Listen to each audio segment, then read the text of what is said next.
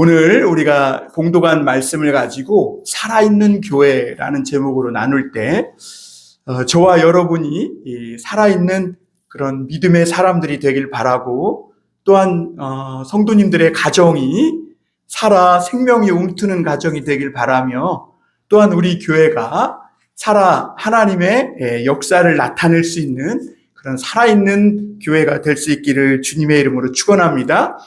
출애굽기에는 아주 중요한 세 가지 사건이 있습니다. 첫째는 하나님께서 이스라엘 백성을 구원하고 애굽의 노예에서 해방하신 사건이에요. 두 번째는 하나님께서 시내산에서 율법, 말씀을 주신 사건입니다. 그리고 또 하나는 그 이스라엘 백성들이 광야에서 성막을 세운 일이에요. 이게 출애굽기 내용의 전부입니다.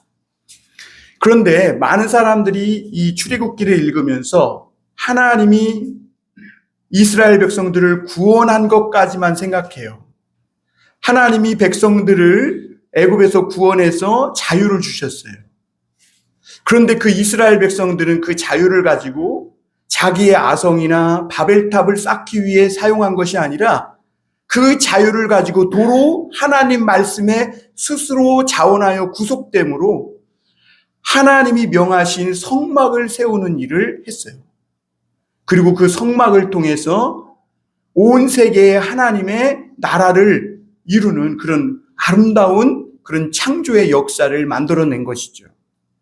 저는 오늘 이 말씀을 보면서 우리 교회가 구원받은 성도들이 하나둘 모여가지고 뭐 할 것이냐, 우리가 뭘 해야 살아있는 교회가 되고 우리 교회뿐만 아니라 우리 성도님들 한 분 한 분이 하나님의 복을 받는 인생이 될 수 있을 것인가, 이걸 생각하며 오늘 말씀을 전할 때에 여러분들 심령에 감동과 하나님의 은혜가 충만할 수 있기를 바랍니다.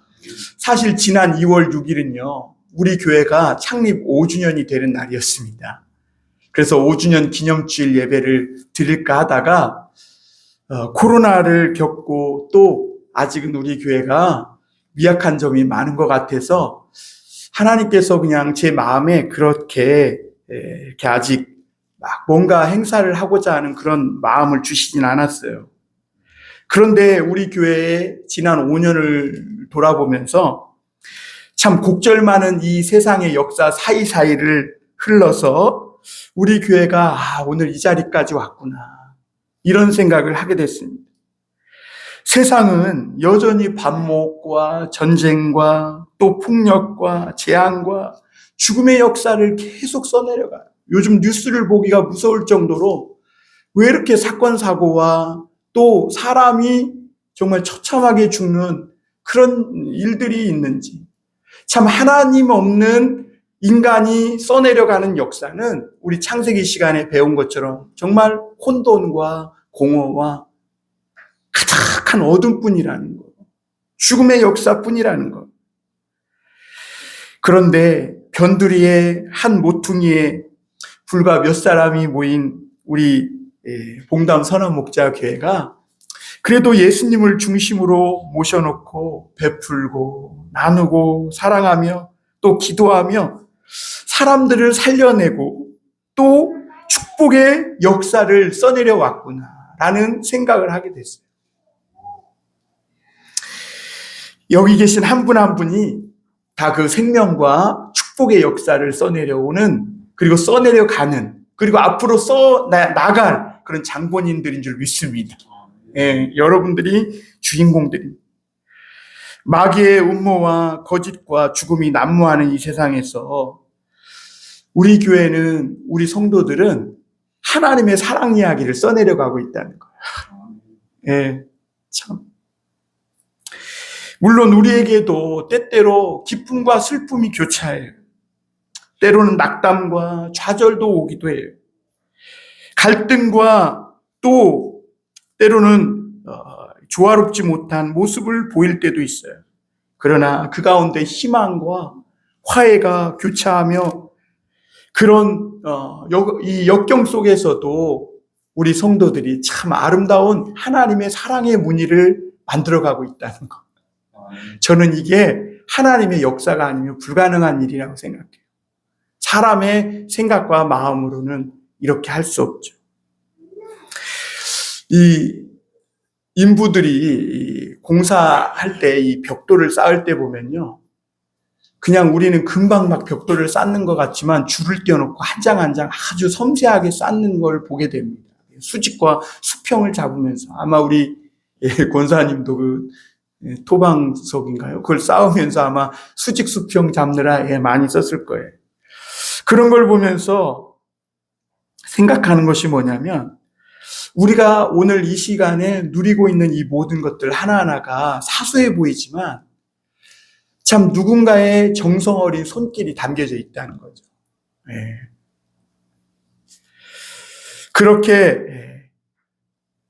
우리 교회도 작아 보이고 또 몇 사람 안 되고 별것 아닌 것 같지만 그렇게 정성 어린 손길로 벽돌 한 장 한 장을 놓아가고 또 건축되고 있는 중이라는 거죠. 우리 교회도. 여러분, 그래서 에베소서 2장 20절 22절에 보면 이런 말씀이 있어요. 너희는 사도들과 선지자들의 터 위에 세우심을 입은 자라. 그리스도 예수께서 친히 모퉁이 돌이 되셨느니라. 그의 안에서 건물마다 서로 연결하여 주 안에서 성전이 되어가고 너희도 성령 안에서 하나님이 거하실 처소가 되기 위하여 그리스도 예수 안에서 함께 지어져 가는. 사랑하는 성도 여러분, 오늘 우리는 예수님을 중심으로 성령 안에서 하나님의 사랑 안에서 함께 지어져 가는 우리 모두가 교회라는 것을 여러분 믿으시길 바랍니다.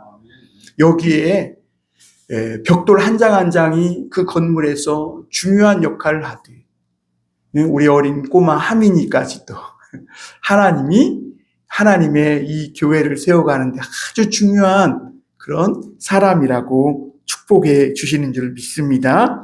그러면서도 저는 이 질문 앞에 우리가 다시 한번 서볼 필요가 있다고 생각합니다. 우리는 과연 정말 성령께서 하나님이 성령으로 우리 안에 거하실 처소로 잘 지어져 가고 있느냐, 이 질문 앞에 우리가 오늘 권사님 기도한 것처럼 다시 서볼 필요가 있어요. 하나님이 봉담 선한 목자 교회 우리 안에 우리 관계 속에 성령으로 거하실 처소가 되어가고 있느냐 하는 것이죠. 저는 이 질문에 속편하게 그렇다고 대답하지는 못하겠어요. 그러나 우리가 분명히 해야 할 것은 우리 교회는 우리 안에 하나님이 성령으로 편하게 머무실 수 있도록 지어져가는 그런 교회를 지향하고 있다는 것. 그리고 그 교회를 우리의 비전과 우리 삶의 목표를 삼고 세워가고 있다는 것. 저 혼자가 아니라 여기 계신 한 분 한 분이 그 하나님의 거룩한 교회, 하나님의 성령으로 편히 머무시고 역사하실 그런 교회를 우리 한 사람 한 사람이 지금 지어가고 있다는 사실을 믿으시길 바랍니다. 그러므로 살아있는 이 교회가 어떤 일을 했고 또 어떤 비전과 사명을 가졌는지 우리 살펴보면서 은혜를 받았으면 좋겠습니다. 첫 번째로 살아있는 이 이스라엘 백성들, 이 광야 교회는 광야 한복판에서 성막을 건축했습니다. 이 성막을 건축했다는 것이 어떤 의미인지 우리가 잘 깨달아야 할 필요가 있어요. 필립 얀시는 살아있는 교회의 표징을 세 가지로 얘기했는데요. 그 첫 번째가 뭐냐면 다양성입니다. 여러분, 오순절에 성령의 역사가 나타났을 때 사람들 사이에 있던 그 장벽을 다 무너뜨렸어요. 계층이라든지 인종이라든지 나이라든지 정치적 성향이나 모든 이념들, 이런 것들을 다 무너뜨리고 하나로 엮었습니다. 그래서 그때는 여자냐 남자냐 주인이냐 노예냐 너 직업이 뭐냐 이런 게 중요하지 않았어요. 성령이 임재한 그 초대교회는 다양한 사람들이 함께 밥상에 둘러앉아서 함께 숟가락을 들고 함께 밥 먹는 밥상 공동체, 식구가 되었다는 것이죠.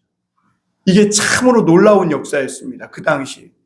여러분, 아직까지도 흑인이냐 백인이냐 피부색이 검냐 희냐 이걸로 사람을 차별하고 나누는 시대, 그런 시대인데 2000년 전에 이미 사람들을 신분이나 차별 없이 하나로 통합하는 그런 역사가 성령으로 말미암아 됐다는 것은 참으로 놀라운 사건입니다.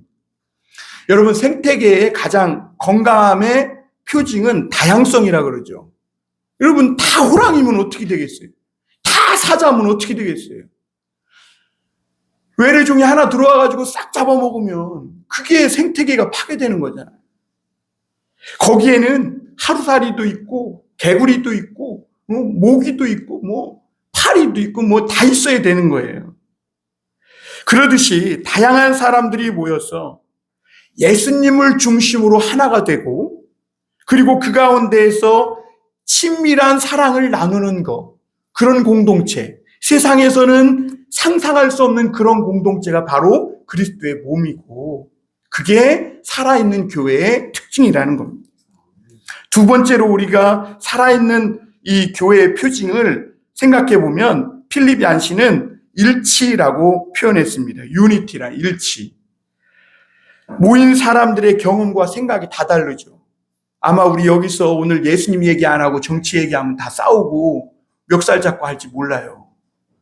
그런데 우리가 여기서 하나로 앉아서 예배 드릴 수 있는 건 예수님을 이야기하고 하나님의 사랑을 말하고 있기 때문입니다. 우리가 세상의 영에 사로잡히면 아주 무섭고 짐승들이 돼요.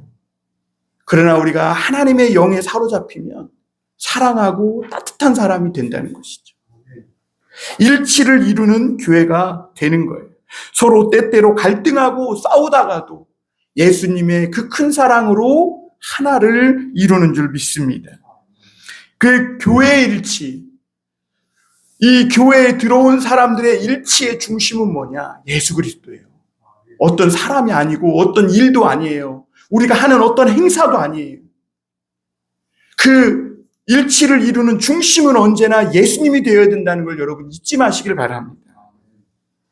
하나님과 원수되고 서로 원수된 사람들을 예수님께서는 자기 안에 다 불러 모아가지고 한 세 사람으로 새롭게 거듭나게 하신 거예요.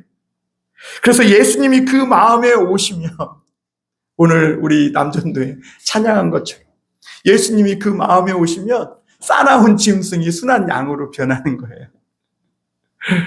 그리고 하나님의 말씀에 귀를 열고 듣기 시작하고, 그러면서 그의 삶이 새로워지기 시작하는 것이죠. 그래서 에베소서 2장 14절 15절에 보면 이런 말씀이 있어요. 그는 우리의 화평이신지라 둘로 하나를 만드사 원수된 것 곧 중간에 막힌 담을 자기 육체로 허시고 법조문으로 된 계명의 율법을 폐하셨으니 이는 이 둘로 자기 안에서 한 세 사람을 지어 화평하게 하시고. 외람되지만 우리 한번 같이 따라해 볼까요? 한 세 사람. 이게 영어 성경으로 하면 원뉴맨이에요. 원뉴맨. 그러니까 새로운 인류를 하나님이 창조하시는 거예요. 그리스도 안에서. 그래서 여러분들이 예수 믿고 주 안에 들어온 순간 여러분 옛사람이 아니에요. 거듭난 새 사람이라는 걸 믿으시길 바랍니다. 그래서 우리 모두가 한 사람이 한 사람. 여기에 여러 사람이 있지만 성령 안에서 한 새 사람, 그리스도의 몸으로 된 줄 믿습니다. 그래서 우리가 이런 참된 믿음은 예수 안에서 내 자아나 정치적인 성향이나 이념 이런 거 다 녹아져야, 그래야 한 세 사람으로 완전히 거듭나고 그리고 진정한 그리스도의 몸이 되는 거예요. 그리고 필립 얀시는 그 살아있는 교회의 세 번째 특징이 사명이라 그랬습니다. 미션. 여러분, 이 비전, 사명 이런 거는 미래의 청사진이죠. 아파트를 지려면 조감도를 다 그려놓잖아요. 그래서 사람들이 막 그 아파트에 들어가고 싶은 마음이 들도록 조감도를 멋지게. 여러분, 우리 교회에 그런 청사진이 있으세요? 저는 제가 꿈꾸고 있는 이 교회의 청사진을 저뿐만이 아니라 우리 모든 성도님들이 공유했으면 좋겠어요. 그리고 그 비전을 생각하며 가슴 뛰게 살아가셨으면 좋겠어요. 네? 여러분 그런 복을 받으실 겁니다. 하나님이 축복해 주실 거예요. 잠언서에 보면 묵시가 없으면 백성이 방자에 행한다고 그랬어요. 오늘 내 삶이 느슨해지고 흐트러진 데에는 분명히 나아가야 할 삶의 묵시, 그 비전, 목표, 청사진이 없기 때문에. 비전이 없으면 삶이 무기력해져요. 잡기에 빠지게 됩니다. 권태로워집니다. 그런데 문제는 뭐냐면 비전을 품는 건 좋은데 그걸 이뤄가는 과정이 너무너무 어렵다는 거예요. 그래서 우리가 세상을 보더라도 세상이 조금 진보하거나 조금만 뭐 하나라도 바뀌려면 거기에는 수많은 사람의 희생과 눈물과 헌신이 있어야 조금밖에, 아주 조금. 그러니까 우리 자신도 마찬가지예요. 우리 자신도 엄청난 자기를 깎는 헌신과 노력이 있어야 조금 바뀌는 거예요. 그러면 우리의 본질적인 사명이 뭐냐 하는 것이죠. 중요한 것은요, 우리 교회의 비전은요, 뭘 하는 게 아니에요. doing이 아니에요. 되는 거예요. being이 되는, being. 예수님의 몸이 되는 거. 살아있는 몸이, 이게 우리 교회의 비전이라는 걸 여러분 잊지 마시길 바랍니다. 뭘 많이 해도 그 예수님의 몸이 아니면 결국 분열돼요. 찢어지고 갈라지게 돼요. 우리가 어떤 일을 하든 먼저 예수님의 몸이 되어서, 예수님의 지체가 되어서 예수, 머리 대신 예수님으로부터 그 명령을 쫓아서 일사불란하게 움직일 수 있는 그런 하나의 손과 발과 또 때로는 우리의 몸통이 될 때, 그때 그것이 우리의 진정한 사명을 이룬 것이 되는 줄 믿습니다. 여러분, 예수님은요, 이 땅에 어떤 사명을 갖고 사셨냐면 요한복음 10장 10절에 보면 도적이 오는 것은 죽이고 멸망시키려는 것뿐이요, 내가 온 것은 양으로 생명을 얻게 하고 더 풍성히 얻게 하려 하심이라. 그러니까 예수님의 사명은 곧 그리스도의 몸인 우리 모두의 사명이어야 되지 않습니까? 왜냐하면 우리의 사명이 그리스도의 몸이 되는 거니까. 그럼 우리가 그리스도의 몸이 될 때 어떤 사명을 이루는가? 사람들로 하여금 생명을 얻게 하고 더 풍성히 얻게 하는 그런 일을 이루는, 그것이 우리 교회의 사명이 된다는 것이죠. 여러분이 삶으로, 이 세상에 있음으로 누군가 다른 사람의 생명을 더 풍성히 얻게 하고 그로 하여금 행복하게 하는 것. 그래서 어떤 목사님은 멋있는 표현을 했어요. 내가 다른 사람에게 선물이 되는 인생. 이렇게 표현했어요. 선물이 되는 인생.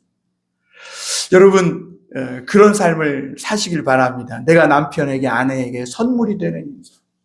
우리 교회에서 내가 우리 사랑하는 누군가에게, 또 우리 교회 지체들에게 선물이 되는 삶. 그것이 그리스도의 몸인 우리 교회의 사명이라는 것이죠. 예수님은 세상에 오셔서 강도 만난 자들에게 새 삶을 주셨어요. 그러듯이 우리도 이 세상에 둘러보면 강도 만난 자들이 얼마나 많은지 몰라요. 강도 만나서 그 인생의 삶의 목표를 잃어버리고 그리고 죽어가는 영혼들이 얼마나 많은지 몰라요. 여러분, 우리 교회에 나오시니까 뭔가 희망이 생기잖아요. 일단 믿음이 뭔지도 몰라도 그렇죠? 찬송 부르면 그래도 하나님이 나와 함께 계신 것 같고, 뭔지 몰라도 일단 살고 싶은 마음이 들잖아. 주여, 아버지, 내 인생 축복해 주소서. 그러면서 막 내가 잘못 살았던 거 다 끊어버리고, 작심삼일이지만 일단 내가 스스로 판단해도 잘못된 것들 막 끊어버리고 싶은 마음이 들잖아. 그게 성령의 역사예요, 여러분. 사람들은요, 요즘 사람들 다 죽고 싶어 해요. 여러분 그거 아세요? 우리 주변에 죽고 싶어 하는 사람들 너무 많아요. 그런데 교회에 나오니까 살고 싶어요. 우리는 어떻게 주님의 몸된 교회를 세워나갈 것인가? 그리고 교회를 중심으로 생명과 축복이 넘치는, 그리고 세상에 넘치게 하는 그 사명을 이루며 살 수 있을까? 오늘 광야에서 성막을 배운 이스라엘 백성들에게서 그 비밀을 찾을 수 있다는 거죠. 여러분, 출애굽 공동체도요, 단일 민족이 아니었어요.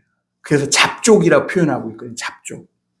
애굽의 그 압제 아래서 다 고통받던 그런 사람들이 광야에 나와서 그 하나님의 명하심을 따라 성막을 세운 거예요. 그들은 애굽의 압제 아래 있을 때 하나님 구원해 주세요. 고통 막 신음했어요. 너무 힘드니까. 왜냐하면 자기는 노예요. 자식을 낳아도 노예요.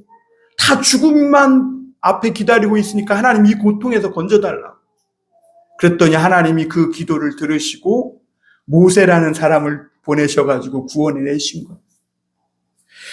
하나님의 은혜로 구원받은 공동체가 홍해가 막 갈라지는 기적도 체험합니다. 반석을 때리니까 막 물이 나와가지고 목마른 목을 축이기도 합니다. 쓴 인생이 단 인생으로 변하는 그런 기적도 체험을 합니다. 그리고 마침내 시내산에 이르러서는 이제는 내가 하나님의 사람으로 살아야 되겠다. 언약을 맺습니다. 하나님과. 그때 하나님이 출애굽기 19장 5절 6절에 보면 이런 말씀을 하세요. 세계가 다 내게 속하였나니 너희가 내 말을 잘 듣고 내 언약을 지키면 너희는 모든 민족 중에 내 소유가 되겠고 너희가 내게 대하여 제사장 나라가 되며 거룩한 백성이 되리라. 이 말씀을 쉽게 하면요, 천덕꾸러기 하나님의 말씀을 지독히 듣지 않는 그 백성들을 향해서 하나님이 너는 나의 보물이다, 그런 거. 제사장 나라, 거룩한 나라, 내 소유로 삼겠다.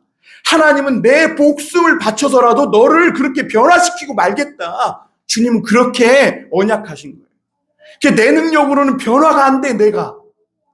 그런데 누가 약속하신 거예요? 하나님이 약속한 거예요. 전능하신 하나님이 내가 너를 변화시키겠다, 지금 그러시는 거예요. 하나님의 소유로 삼겠다. 그러니까 여러분, 믿음이라는 건요, 내 자신을 보는 게 아니에요. 내 자신의 이런 약한 거, 못난 모습, 이 끈질기게 버리지 못하는 이 악습관, 이걸 보는 게 아니에요. 이런 자신을 보면 실패해요. 하나님의 말씀을 보는 거예요. 내가 너를 변화시키겠다. 내가 너를 내 목숨 바쳐서라도 너를 변화시켜 놓고야 말겠다. 누가 한 얘기예요? 하나님이 한 얘기. 제가 박 목사가 한 얘기가 아니라 저는 성도님들요, 일도 변하고 시킵니다. 제가 우리 몇몇 성도님들 변화시키려고 막 몇 번이나 했는데 사람 말은요 듣지도 않아요. 하나님 말을 듣지 사람 말은 어림도 없습니다. 하나님이 약속하신 거예요. 하나님이 목숨을 바쳐서라도 내가 너희를 제사장 나라, 거룩한 백성을 삼겠다.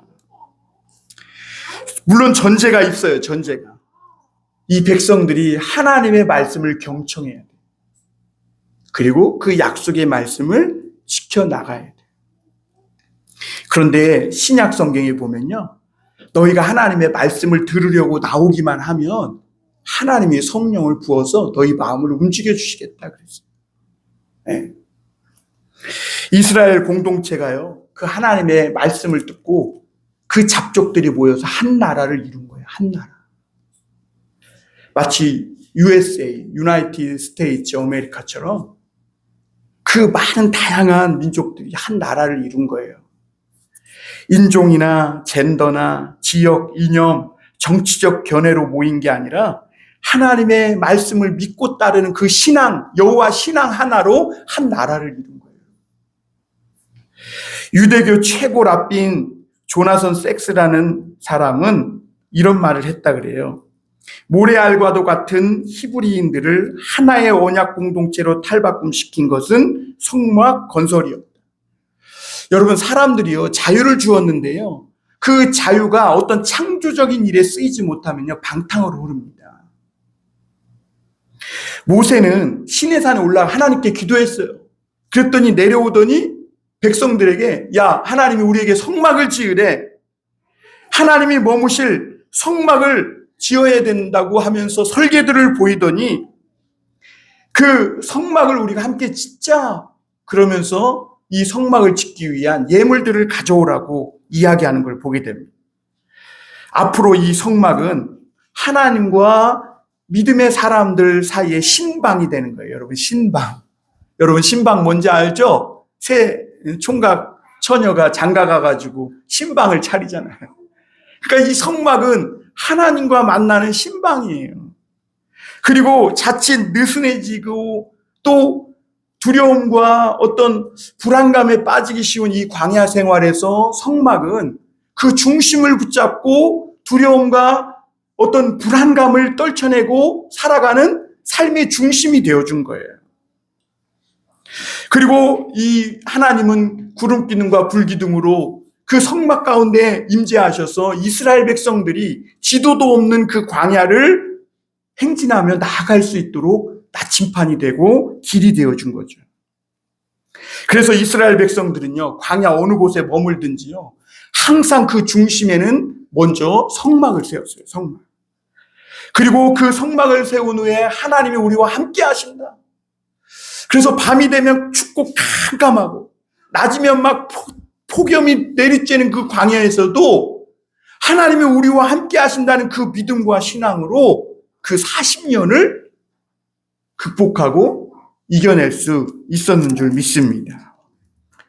여러분, 그 성막을 통해 하나님과 연결될 때 우리가 하나의 공동체가 되는 줄 믿습니다.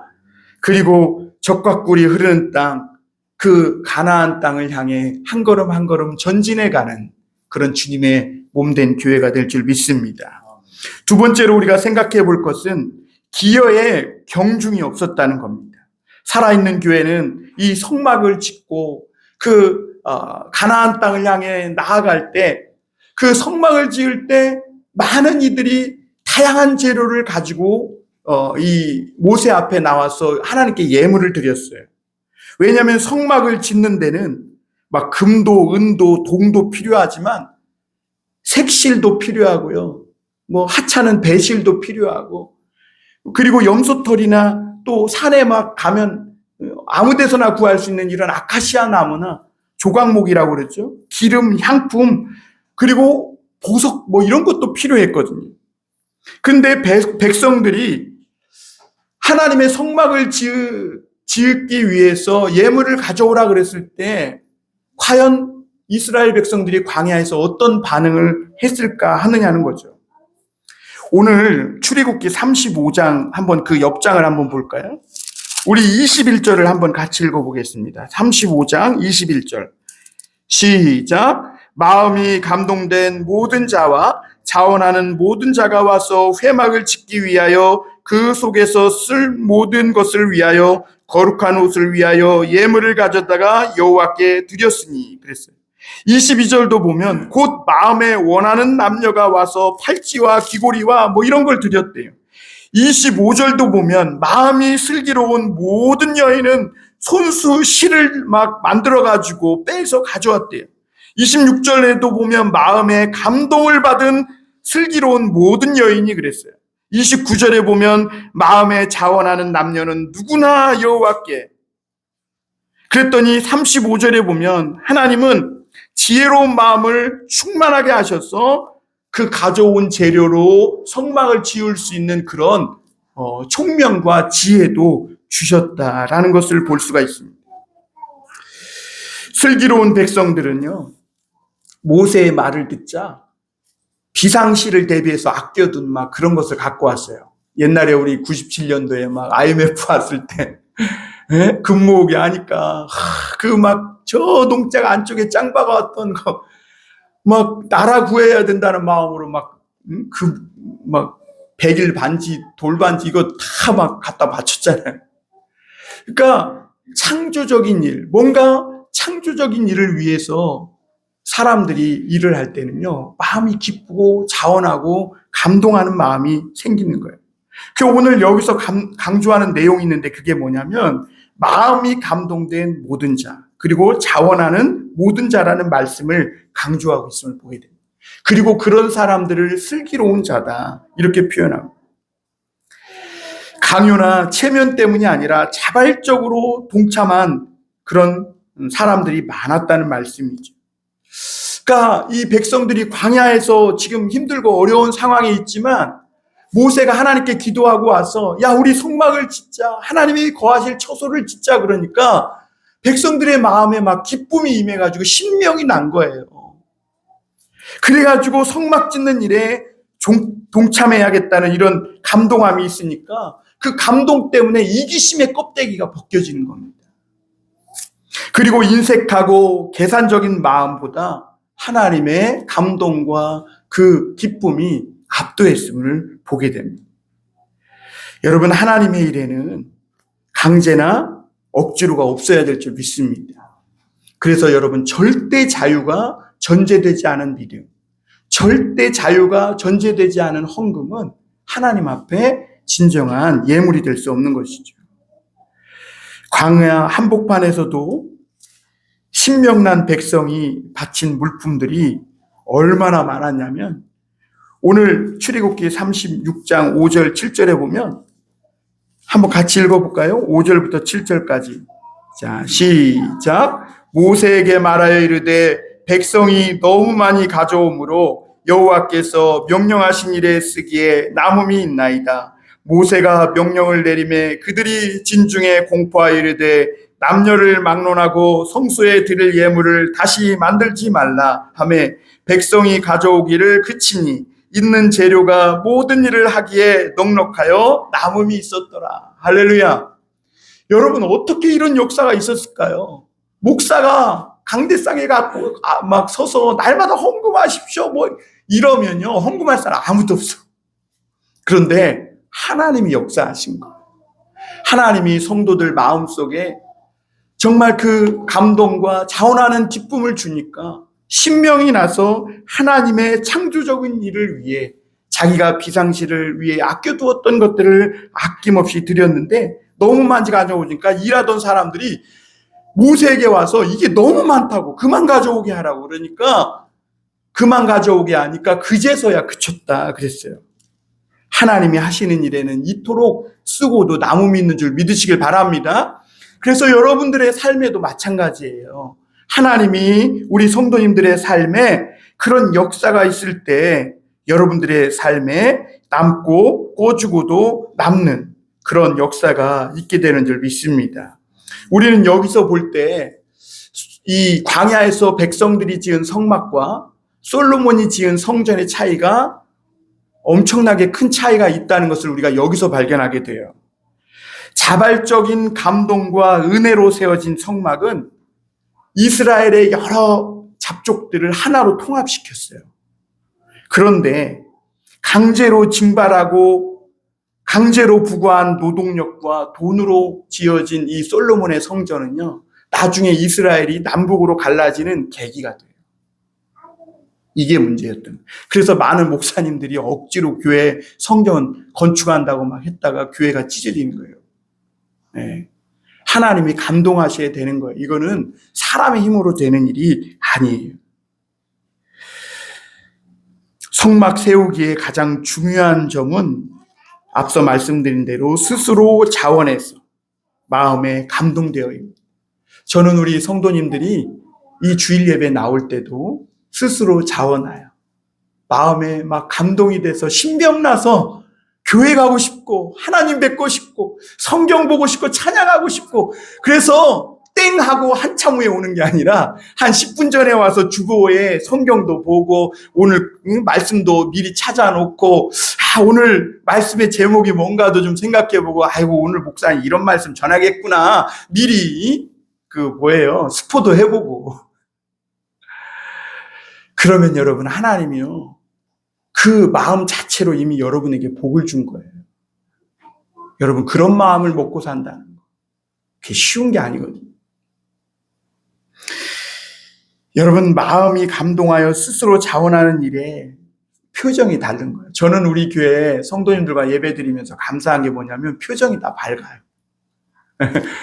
제가 많은 교회를 섬겨봤지만 주일날 보면 똥시부 표정하고 예배드리는 사람들 진짜 많습니다. 억지로 율법적으로 끌려 나온 성도님들이 너무 많아요. 예배 안 드리고 가다 보면 타이어 빵꾸 날까 봐 두려움에 사로잡혀서 억지로. 근데 여러분, 그거 하나님이 좋아하지 않으세요. 여러분, 교회를 세워가는데 또 한 가지 중요한 게 있어요. 그게 뭐냐면 하나님의 교회 성막을 세워가는 일에 기여도 다르고 공로한 바도 다 다르겠죠. 모든 사람의 헌신이 하나하나 다 다르겠지만, 그 경중이 다르겠지만, 그러나 이 출애굽 공동체가 하나로 묶어질 수 있었던 건 성령 안에서 그 경중을 따지지 않고 작은 헌신이든 큰 헌신이든 하나님이 그 이스라엘 백성들이 아주 그 헌신 하나하나를 소중히 여긴 데 있었는 줄 믿습니다. 그래서 많이 냈다고 막 동판에 글씨 새겨가지고 벽에 붙여놓고, 적게 냈다고 무시당하는 일도 출애굽 공동체에는 없었고, 또 많이 냈다고 해서 우쭐거리나 교회에서 목청을 높이는 그런 사람도 없었고, 또 적게 냈다고 부끄러운 사람도 없었다는 것이죠. 다양한 사람들이 모인 이 광야교회가 말씀과 하나님을 만나는 예배, 그 성막을 중심으로 더 큰 나라, 더 큰 세계를 만들어간 줄 믿습니다. 여러분, 우리 교회가 할 일이 그거예요. 아무리 무덤덤한 사람도 하늘에 무지개가 걸리면 딱 멈춰서 바라보는데, 서로 다른 빛깔들이 모여서 하나님을 중심으로, 신앙을 중심으로 하나 된다? 그거 본능적으로 이런 조화를 이루는, 사람들이 모여서 조화를 이루는 이것보다 아름다움이 없다는 것을 우리는 잘 알아요. 그래서 여러분, 교회는 삼위일체 하나님이 준 선물인 게 그거 뭐냐면 하나님의 사랑 안에서 하나 되는 거예요. 여러분, 이 선물을 꼭 받으시길 바랍니다. 예, 길어졌지만 마지막으로 한 가지 더 전하면, 바람아 불어라, 동남풍아 서북풍아 불어라. 이게 무슨 말이에요? 우리 교회를 흔드는 이런 바람들이 있을 수 있다는 거죠. 어떤 가족이 귀농하여서 뜻을 정하고 한 집 살림을 시작했대요. 어떻게 해야 뜻도 이루고 화목하게 지낼 수 있을까? 그래서 어떤 선생님에게 조언을 구했더니 그 선생님이 이렇게 답변했다고 합니다. 여럿이 모였다면 어떻게 가겠다는 깃발이 있을 것 아닌가? 그 깃발 아래 모였으니 깃발을 중심으로 해야 할 테지만, 깃발을 너무 앞세워 가다 보면 그 함께하는 사람 중에 늦게 일어나거나 일을 게을리하는 사람이 있으면 나무라기 쉽고 미워하는 마음이 들기 쉽네. 그럴 때는 따뜻한 마음을 갖고 어깨동무를 해서 함께 일으켜 세워가는 마음이 중요하네. 네. 그래서 어떤 교회는 어깨동무 교회라고. 다른 하나는 그렇게 하다 보면 일이 이루어질 것이고 크든 작든 사람들의 공이 생긴단 말이지, 그때 그건 내가 잘해서 그렇게 된 거야 하지 말고 같이 가는 사람들에게 공을 돌리고 넘기라는 거지. 이 두 가지만 잘 지키면 될 걸세. 이렇게 얘기를 해줬다 그래. 여러분, 우리가 무슨 일을 하든지 너무 목표 지향적, 깃발을 너무 앞세우면 마음의 원망이나 미움, 서운함이 틈타요. 저도 그래요. 저도 빨리 목표를 세워놓고 우리 교회가 그러다 보면 거기에 협조하지 않는 성도들이 있는 것 같은 마음이 지금 괜히 서운해지고 그러려고. 그런데 그럴 때는 따뜻한 마음으로 어깨동무를 해서 함께 일으켜 세워주고, 어떤 일이 잘 돼서 축하할 일이 생겼을 때 그 공은 다른 사람에게 돌리는 그런 마음을 가지라는 거죠.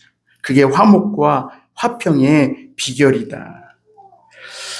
외경에는 이런 말이 있다 그래요. 한 집에 사는 두 사람이 화목하면 그들이 산아 움직여라 하면 산이 움직인다. 이런 말. 여러분, 우리 교회가요, 화목해서 예수님 안에서 화평을 이루면요, 어떤 태산도 평지가 될 줄 믿습니다.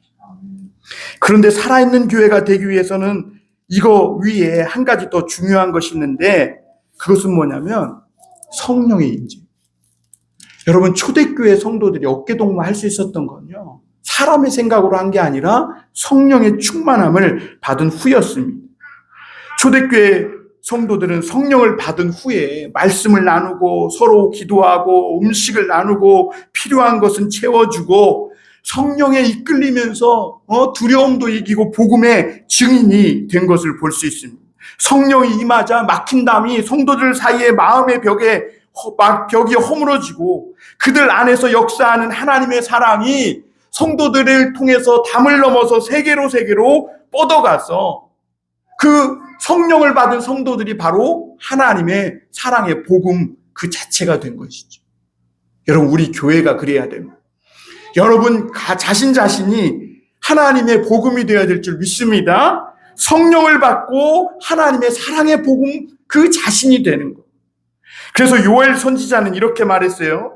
요엘서 2장 28절에 보면 너희 자녀들은 예언을 할 것이요 노인들은 꿈을 꿀 것이요 젊은이들은 환상을 볼 것이요.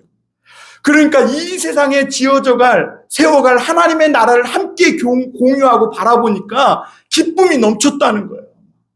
세대를 넘어서.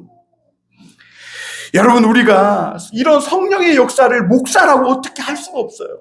강제할 수 없어요, 성령의 역사는. 그러나 최소한 우리가 권사님 기도한 대로 남풍, 성령의 바람이 불도록 준비할 수 있고 그 길을 마련할 수는 있다는 거죠.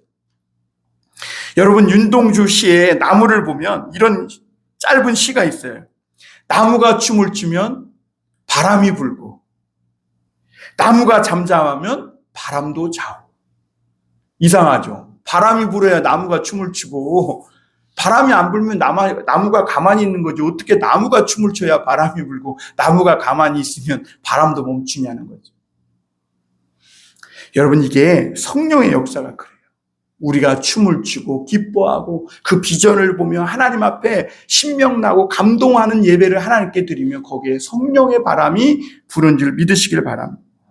그러므로 여러분, 우리가 같은 비전을 보고 간절한 마음으로 기도에 힘써야 될 줄 믿습니다. 세상의 아픔을 보면서 하나님의 아파하시는 그 마음을 느낀다면 우리가 기도하지 않고 살아갈 수가 없는 거죠. 오늘날도 수많은 사람들이 죽을까 말까 생각하고 자살하고 있는 영혼들, 정말 경제적인 어려움 속에 신음하고 있는 그런 사람들을 보면서 우리가 기도하지 않는다면 하나님의 나라를 이루어가기 위한 성령의 길을 마련할 수가 없다는 거죠. 그리고 말씀을 사모해야 합니다. 날마다 새벽을 깨워 말씀으로 자기 인생과 세상을 일구는 그런 하나님의 나라의 일꾼이 되어야 될 줄 믿습니다. 그러므로 여러분, 기도와 말씀으로 우리 교회가 살아있는 주님의 몸이 되길 위해 몸부림쳐야 될 줄 믿습니다. 하박국 3장 2절에 보면 이런 말씀이 있어요. 여호와여, 내가 주께 대한 소문을 듣고 놀랐나이다. 여호와여, 주는 주의 일을 이 수년 내에 부응하게 하옵소서. 이 수년 내에 나타내시옵소서. 진노 중에라도 긍휼을 잊지 마옵소서. 스갈에서 4장 6절 7절에 보면 이렇게 말해요. 그가 내게 대답하여 이르되 여호와께서 스룹바벨에게 하신 말씀이 이러하니라. 만군의 여호와께서 말씀하시되 이는 힘으로 되지 아니하며 능력으로 되지 아니하고 오직 나의 영으로 되느니라. 큰 산아, 내가 무엇이냐? 스룹바벨 앞에서 평지가 되리라. 그가 머릿돌을 내놓을 때 우리가 외치기를 은총이 그에게 있을지어다. 성령의 능력이 아니고는 하나님의 의와 생명과 이 화평과 축복에 살아있는 공동체, 봉담 선한 목자 교회를 세우는 우리 꿈을 이룰 수 없음을 여러분 깨닫길 바랍니다. 어려움을 함께 겪고 나면 운명 공동체가 된다고 그러잖아요. 우리는 코로나라는 어려움도 지나왔고 정말 이 여러 가지 법적인 어려움 때문에 추운 겨울도 이제 지났어요. 봄이 오고 있습니다. 사랑하는 성도 여러분, 여기서 그치지 말고 하나님의 심정, 그 파토스, 그 에토스를 가지고 정말 새벽을 깨우고 기도하고 하나님의 창조적인 일에 나서기를 주님의 이름으로 축원합니다. 그러면서도 마땅히 해야 할 일은 하되 서로 원망하거나 불평하지 말고 공은 서로에게 돌리고 나보다 남을 낮게 여기며 우리 안에 하나님이 성령으로 편히 머무실 만한 그런 살아있는 교회를 세워가는 데 힘쓰는 저와 여러분이 될 수 있기를 바랍니다. 시편 한 구절 읽어드리고 마치겠습니다. 시편 37편 23절 24절입니다. 세 번역으로 제가 읽어드릴게요. 우리가 걷는 길이 주님께서 기뻐하시는 길이면 우리의 발걸음을 주님께서 지켜주시고 어쩌다가 비틀거려도 주님께서 우리의 손을 잡아주시니 넘어지지 않는다. 기도하겠습니다. 하나님 감사합니다. 봉담 서나무